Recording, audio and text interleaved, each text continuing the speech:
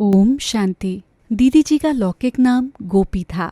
आप एक बहुत ही नामी ग्रामी धनाढ्य सिंधी परिवार से थीं। यज्ञ की स्थापना के समय किसी की परवाह किए बिना अनेक बंधनों को तोड़ते हुए आप अपनी लौकिक माँ क्वीन मदर और लौकिक बहन शील के साथ झाटकू रूप से समर्पित हो गईं।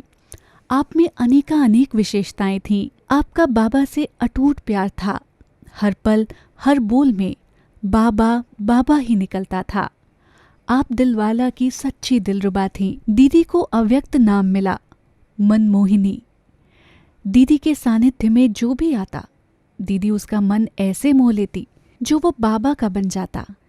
विभाजन के बाद सन 1952 से भारतवर्ष में जब ईश्वरीय सेवाएं प्रारंभ हुईं, तब आप पहले पहले दिल्ली, इलाहाबाद आदि स्थानों पर त्याग तपस्या के आधार पर कई सेवा केंद्र खोलने के निमित्त बनी और मातेश्वरी जगदम्बा माँ के अव्यक्त होने के पश्चात सन 1965 से आप फिर से बाप दादा के साथ मधुबन में रहकर यज्ञ की इंटरनल कारोबार को पूरे प्रशासन को संभालने के निमित्त बनी।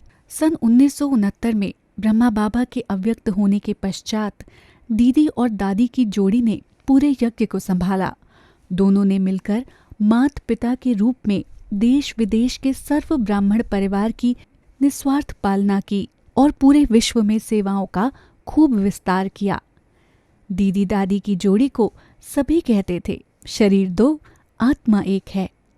ऐसी एकता का प्रमाण देकर एक दो की राय को सम्मान देते हुए यज्ञ को निर्विघ्न बनाया। आप 28 जुलाई 1983 में अव्यक्त वतनवासी बन एडवांस पार्टी में चली गईं। दीदी मनमोहिनी की विशेषताएं। 1. किसी भी कार्य को दीदी पहले खुद करती, फिर दूसरों से कराती थीं। उनकी विशेषता थी, जो कहना है वो करना है। अपने कर्म से सिखाती थीं। योग का चार्ट, यज्ञ की सेवा सब एक्यूरेट रखती थीं। सफाई में बहुत अच्छी थीं।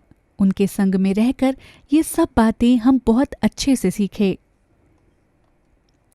2. दीदी नंबर 1 स्टूडेंट थी। उसने बाबा को कंप्लीट फॉलो किया। टाइम पर आना, लगन से पढ़ाई पढ़ना, पॉइंट्स नोट करना और बाबा जो कहे वो करना। अंतिम समय तक भी चश्मा, पेन और डायरी लेकर क्लास में आती रहीं। मुरली से अच्छे अच्छे प्रश्न निकालती थीं। फिर आपस में ज्ञान चर्चा करती थीं। रात को एक बहन को कमरे में बुलाकर कहती थीं, आज जो प्रश्न निकाले वो मुझे सुनाओ। फिर जो पार्टी मिलने आती, प्रश्न पूछकर उनको बहलाती थीं। श्रीमत पर चलने की बहुत बड़ी शक्ति थी दीदी के अंदर। सारा जीवन हमने देखा, दीदी कदम कदम श्रीमत पर चलीं। 3. निश्चय का फाउंडेशन दीदी का बहुत गहरा था। 4. समर्पित थीं तो संपूर्ण समर्पित थीं। समर्पण के बाद कभी भी लौकिक घर की दौलत की आकर्षण नहीं हुई। 5. दीदी को जो भी मिलती थी उसको कहती थी, तुम तो मेरी सखी हो, छोटी हो या बड़ी हो। सखी कहकर उसका दिल जीत लेती थीं। 6. हर एक से गुण उठाती थीं। समझो किसी ने भाषण अच्छा किया तो झट दीदी का ध्यान जाता था कि देखो इसने भाषण कितना अच्छा किया। समझो किसी ने अच्छा काम किया तो कहती थी कितना अच्छा काम किया। फिर उसका उत्साह भी बढ़ाती थी, आफरीन भी देती थी। दीदी को देखकर हम सीखते थे कि छोटी सी बच्ची का अच्छा काम देखकर दीदी ने कैसे उसे लिफ्ट दे दी। दीदी गुणचोर थी। 7. सौगात देने की भी दीदी में वंडरफुल कला थी। बाबा के घर में बच्चे तो आते ही रहते हैं, उन्हें मीठे वचन बोलकर प्यार से सौगात देती थी। डायरी पेन देती थी तो डायरी का पन्ना खोलकर पढ़ाती थी कि देखो कितना अच्छा स्लोगन है। फिर पूछती थी स्लोगन से क्या प्रेरणा मिली। ज्ञान देकर ज्ञान युक्त सौगात देती थी। 8. अगर कभी किसी कारण से छोटी मोटी भूल हो भी जाए तो छोटे के सामने भी अपनी भूल मानने में हिचकती नहीं थी। जैसे दीदी कहती थी, मैंने ये बात इस भाव से कही, अगर आपको फील हुई हो तो भूल जाना। 9. दीदी सच्ची मस्तानी गोपिका थीं। बाबा से इतना अटूट स्नेह था जो नजरों में एक ही बाबा बसता था। दीदी के दिल में एक बाबा के सिवाय कोई भी नहीं समाया। बाबा के प्यार में कभी डांस करती तो सेमी ट्रांस में जाकर लवलीन हो जाती। 10. दीदी सच्ची पतिव्रता, सतीव्रता, पिताव्रता थीं। सदा तुम्ही संग खाऊं, तुम्ही संग बैठूं, तुम्ही से रास रचाऊं, ऐसी एक व्रता होकर सदा एक के ही गुण गाते आज्ञाकारी, वफादार, ऑनेस्ट बनकर रहीं। कभी किसी वस्तु व्यक्ति की तरफ आकर्षण नहीं हुई। 11. दीदी ने कभी बड़ी स्टेज पर जाकर प्रवचन नहीं दिए, लेकिन एक एक को जिगरी पालना देकर स्नेह की भासना दी। सभी का प्यार एक बाबा से जुड़ाया। हर एक को इतना निस्वार्थ प्यार दिया जो और किसी में उसकी बुद्धि ना जाए।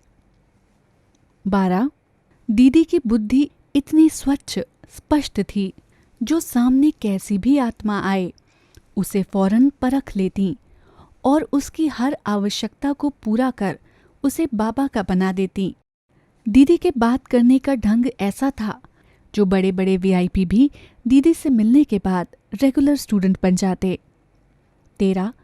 दीदी की दृष्टि में रूहानी जादू था।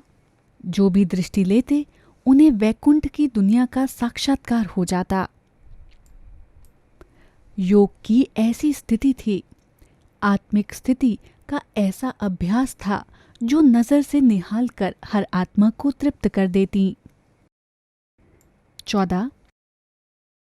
दीदी इतनी अंतर्मुखी रहती जो उनके मुख से कभी व्यर्थ बोल नहीं निकलते, कभी किसी का परचिंतन प्रदर्शन नहीं किया। उनके जीवन में गंभीरता के साथ रमणीकता का बैलेंस था।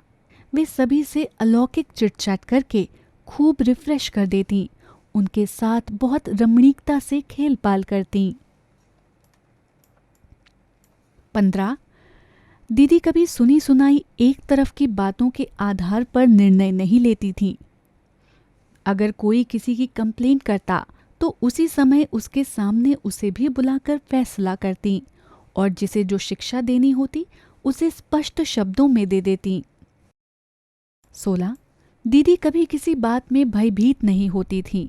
बाबा की शक्तियों में उनका अटूट विश्वास था, निश्चय अटल था, इसलिए सदा निर्भय रहीं। यज्ञ के सामने कैसी भी परिस्थितियां आईं, उनमें सदा निश्चिंत रहीं, कभी क्यों क्या का प्रश्न नहीं किया, सदा प्रसन्न चित्त रहीं, कभी उनके चेहरे पर चिंता के चिन्ह दिखाई नहीं दिए। 17. दीदी अंदर बाहर स्वच्छ, साफ थी, सच्चाई अति प्रिय थी। अगर कोई अपनी गलतियां सच्चे दिल से महसूस कर लेता तो उसे क्षमा कर देती और आगे बढ़ने की प्रेरणा देती। कथनी और करनी सदा समान रही। जो दूसरों को कहती वो पहले खुद करके दिखाती। 18. दीदी यज्ञ की मालिक थीं, लेकिन उनके जीवन में बालक और मालिकपन का बैलेंस देखा। जो यथार्थ बात होती वो मालिकपन के सबके सामने रखती, लेकिन अगर सबकी एक मत नहीं होती तो बालकपन उसे भूल जाती। कभी बहस या डिबेट में समय नहीं गंवाती थी। दीदी बालकपन बाबा की उंगली पकड़कर यज्ञ की हर डिपार्टमेंट का चक्कर लगाती। बाबा उन्हें कहते, अभी आपने बाबा की उंगली पकड़ी है, भविष्य में श्री कृष्ण आपकी उंगली पकड़कर चलेगा, ऐसा नशा है ना। 19. दीदी की रग रग में यज्ञ के प्रति अटूट प्यार था। यज्ञ को किसी भी प्रकार की आंच न आए उसके लिए बहुत ध्यान रखती थीं और हर एक को यज्ञ की अमानत संभालने की, निस्वार्थ सेवा करने की प्रेरणा देती थीं। 20. दीदी ने अनेकों का तन मन धन सफल कराया। दीदी ने ये परख कर कि यज्ञ को कौन संभाल सकते हैं उन्हें समर्पित कराया और उनके दिल में यज्ञ के प्रति भावना भरी। 21. दीदी अलौकिक माँ के रूप में सबको स्नेह भी देती, हर प्रकार से यज्ञवत्सों को खाने पीने, पहनने, रहने की सुविधा देती, उनके स्वास्थ्य का ध्यान रखती, लेकिन कभी कोई ईश्वरीय नियम एवं मर्यादाओं में अलबेला होता, आलस्य करता या किसी मर्यादा को तोड़ता तो उसे फौरन सजा देती या डायरेक्ट बुलाकर इशारा देती। 22.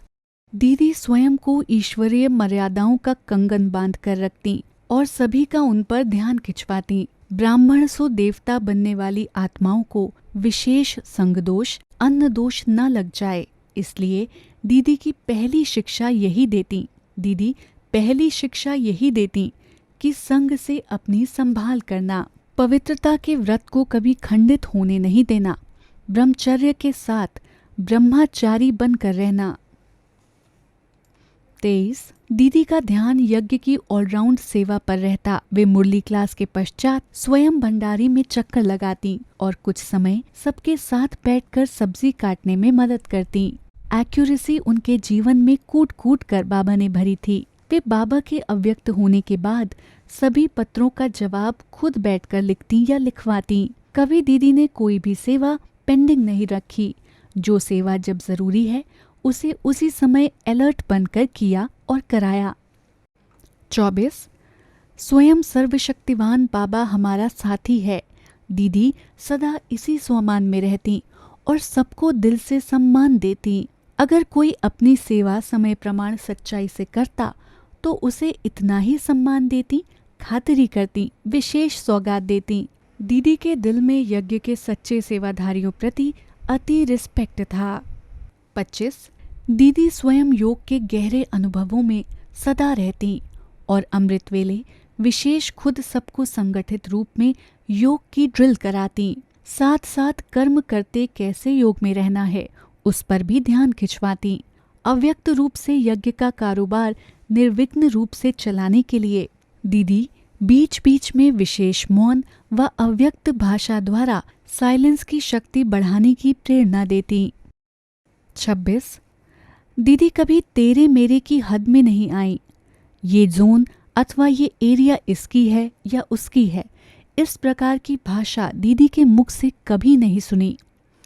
वे सदा बेहद में रहती, बेहद की सोच व समझ से सबकी पालना की, मैं और मेरेपन की भाषा से मुक्त रहीं। 27. यज्ञ की अनेक जवाबदारियों को संभालते हुए करावनहार बाबा है, वही करता कराता है, इसी निश्चय से स्वयं को निमित्त बनाए दीदी सदा निर्माण होकर रहीं। दीदी के बोल में कभी अभिमान का अंश नहीं दिखाई दिया। 28. दीदी आने वाले मेहमानों की भरपूर खातिरी करती। कभी कभी ऐसे सुहेज रचाती जिसमें 36 प्रकार व 56 प्रकार के भोजन का ब्रह्मा भोजन कराती। एक बार तो दीदी ने 108 प्रकार का भोग बनवाया और सभी के साथ मिलकर खाया और खिलाया, लेकिन साथ साथ अनासक्त वृत्ति पर भी ध्यान खिंचवाया। दीदी यज्ञ की इकोनॉमी का बहुत ध्यान रखती। दीदी कहती, गरीब गरीब बच्चे, भोली भोली माताएं अपनी मेहनत की कमाई यज्ञ में भेजती हैं, इसलिए कोई भी व्यर्थ खर्च नहीं करना है। अपने प्रति कम से कम खर्च हो, इस बात पर ध्यान रखना है। साधन सुविधाएं सब सेवा के लिए हैं, अपने प्रति नहीं। 29. कभी कोई यज्ञ की व बड़ों की इंसल्ट करता, कोई उल्टा सुल्टा बोलता तो भी दीदी कहती, बाबा ने सब पर उपकार किया है, इसका दोष नहीं है, इसलिए कभी भी बदला लेने का ख्याल नहीं रखना। दूसरे को बदलने के बजाय खुद को बदल लो, इसमें ही भलाई है। 30. दीदी अव्यक्त होने के कुछ महीने पहले से ही हर कारोबार से उपराम होती गईं। कभी कोई बात दीदी को सुनाते तो दीदी कहती, छोड़ो इन बातों को, अब तो घर चलना है। दीदी के इस वाक्य के आधार पर ही एक गीत बना, अब घर चलना है। इसी एक स्मृति से दीदी साक्षी दृष्टा बनती गईं, कार्य व्यवहार से भी उपराम होते 28 जुलाई 1983 में इस भौतिक देह से अलग हो अव्यक्त वतनवासी बन बेहद सेवा में चली गईं।